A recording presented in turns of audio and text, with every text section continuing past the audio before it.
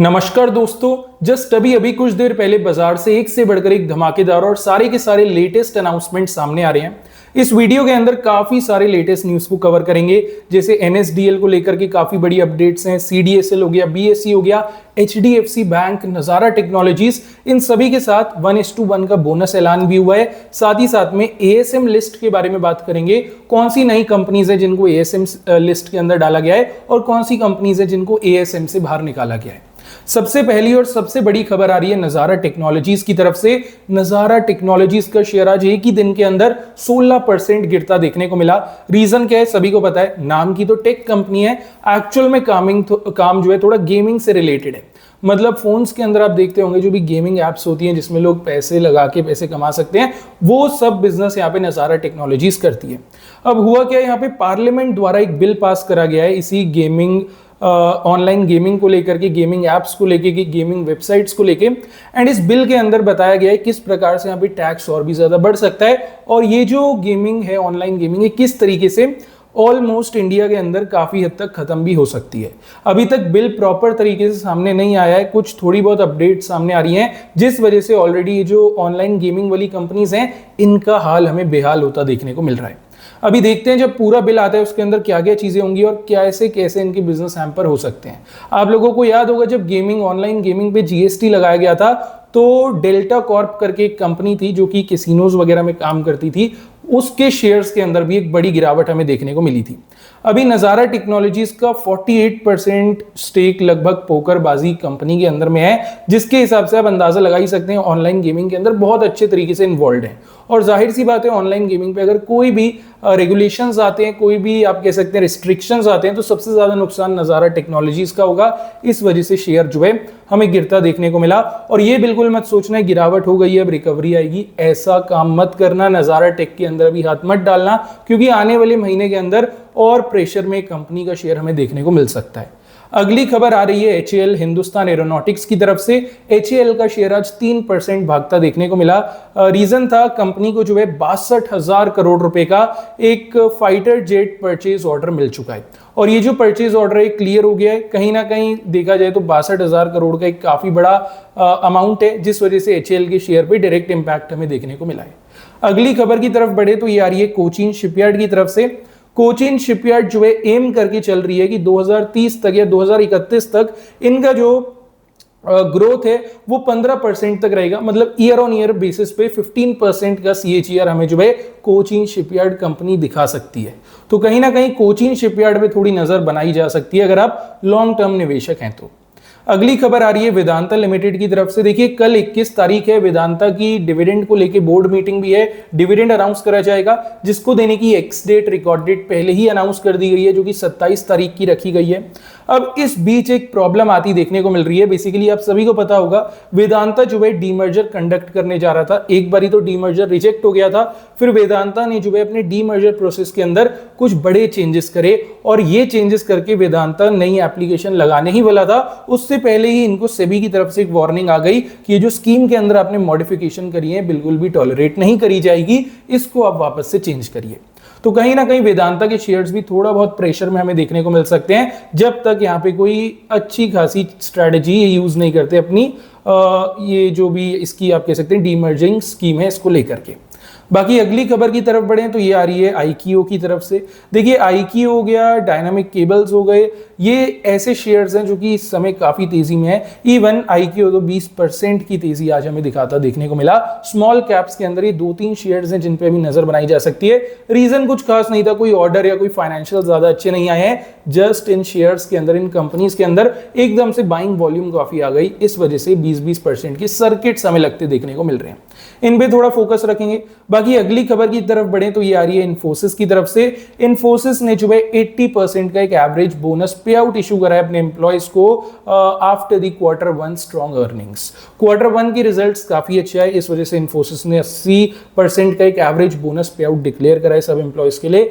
As a company perspective तो इतना कुछ खास इफेक्टिव शेयर पे नहीं डालेगी, लेकिन इससे हमें यह पता लग रहा है कि कंपनी अंदर ही अंदर काफी ज्यादा हेल्दी है, काफी ज्यादा स्ट्रॉन्ग है। बाकी अगली खबर की तरफ बढ़े तो ये आ रही है कोटक सिक्योरिटीज की तरफ से। बेसिकली कोटक सिक्योरिटीज का कहना यह है कि इन्फोसिस के जो शेयर्स हैं आने वाले टाइम में 29% तक बढ़ सकते हैं।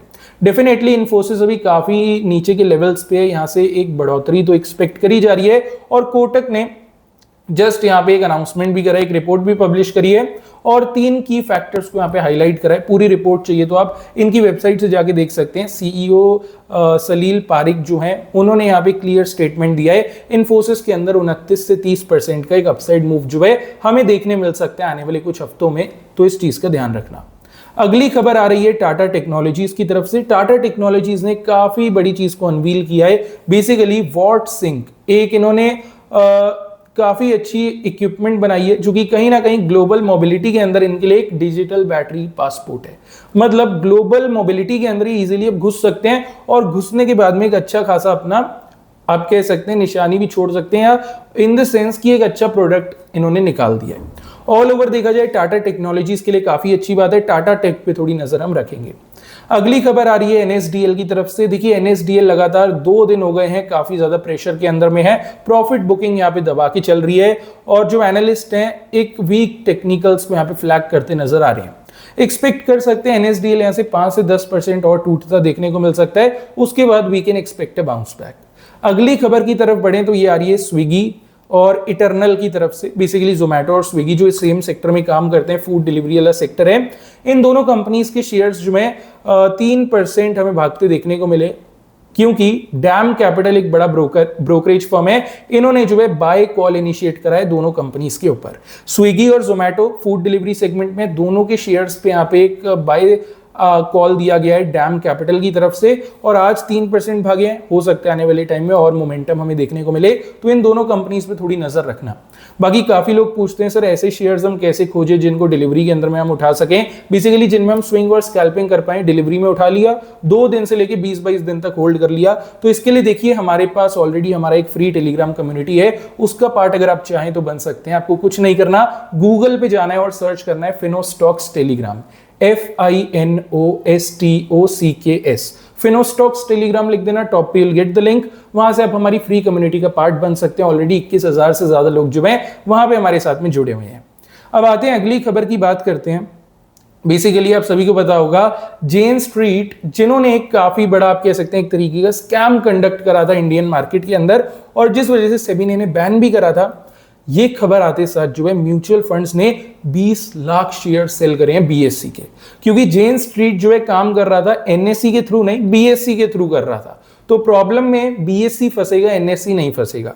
अब हुआ क्या है, बेसिकली जो भी म्यूचुअल फंड बाय सेल करते हैं, जो भी खरीदारी या बिकवाली करते हैं, उसका डेटा नेक्स्ट मंथ आता है। अब जुलाई का जो डेटा है वो अभी अगस्त में जाके हमारे पास में आ रहा है, जहां पे बताया गया है म्यूचुअल फंड्स ने टोटल मिल करके 20 लाख शेयर्स यहाँ पे सेल करे हैं बीएससी के। थोड़ा डिटेल में अगर मैं जाऊं तो ये नंबर और भी बड़ा हो सकता है। कहीं ना कहीं इन्वेस्को म्यूचुअल फंड जो है इन्होंने 54 लाख शेयर्स ऑफलोड करे और एचएसबीसी की बात करें इन्होंने 10.5 लाख शेयर्स ऑफलोड करे। एडलवेस ने तकरीबन 3,30,000 शेयर्स को ऑफलोड किया है।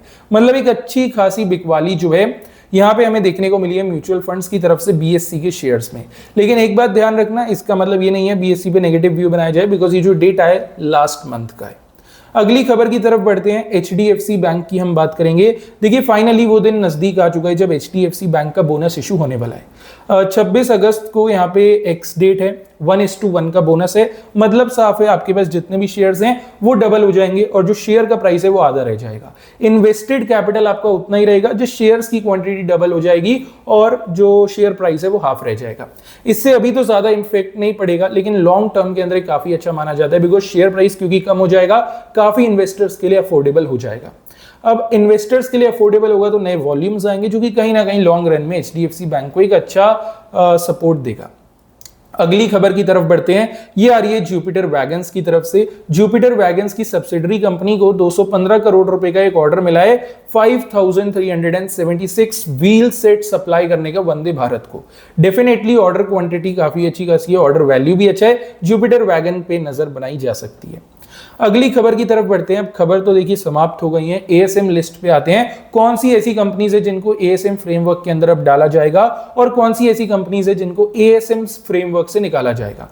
देखिए सबसे पहले बता दूं कौन सी कंपनी है जिनको डाला जा रहा है एएसएम के अंदर। सबसे पहले है आर्यमन फाइनेंशियल सर्विसेज, दूसरी है ब्राइटकॉम ग्रुप। देखिए ब्राइटकॉम ग्रुप तो घपले वाली कंपनी है, आजकल ये होता रहता है, कभी अंदर जा रहे हैं कभी बाहर आ रहे हैं, चलता रहता है।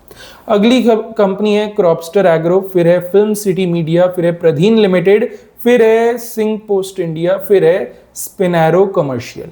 ये कंपनीज हैं जिनको कल से एएसएम फ्रेमवर्क के अंदर डाला जाएगा। थोड़ी इन पे सर्वेलेंस बढ़ाई जाएगी, तो थोड़ा सा ध्यान से आपने काम करना है, सर्किट्स लिमिट भी यहाँ पे कम होंगी। अब ये कंपनी बताता हूं जो कि एएसएम की बाहर आ रही है, जिनके लिए अच्छी खबर है। यहाँ पे पहली कंपनी है अब्राम फूड, दूसरी है सिरंजिक ओजीएस, तीसरी है सैबले इंडस्ट्रीज, उसके बाद है हिट किट ग्लोबल सॉल्यूशंस, उसके बाद है national securities depository limited NSDL, जो कि अभी एएसएम के अंदर में था, अब इन्हें जो है एएसएम से बाहर निकाला जाएगा, तो एनएसडीएल के लिए कहीं ना कहीं राहत देने वाली ये बात होगी। उसके बाद है पायोनियर इन्वेस्ट कॉर्प, उसके बाद है क्वाड्रेंट टेलीवेंचर्स। अब ये कुछ कंपनीज हैं जो कि एएसएम कैटेगरी से या एएसएम फ्रेमवर्क से बाहर आएंगी। इन कंपनीज पे आप नजर बना सकते हैं। बाकी जितने भी शेयर्स या न्यूज को मैंने कवर किया सबको थोड़ी नजर में रखना। वीडियो के अंदर इतना ही रखेंगे। वीडियो अच्छी लगी तो लाइक कर देना, चैनल को सब्सक्राइब करना, ऐसे और वीडियोस आपको डेली मिलते रहेंगे। बाकी चलिए अब मिलते हैं कल मार्केट के ऊपर, उसके बाद वीडियो के अंदर।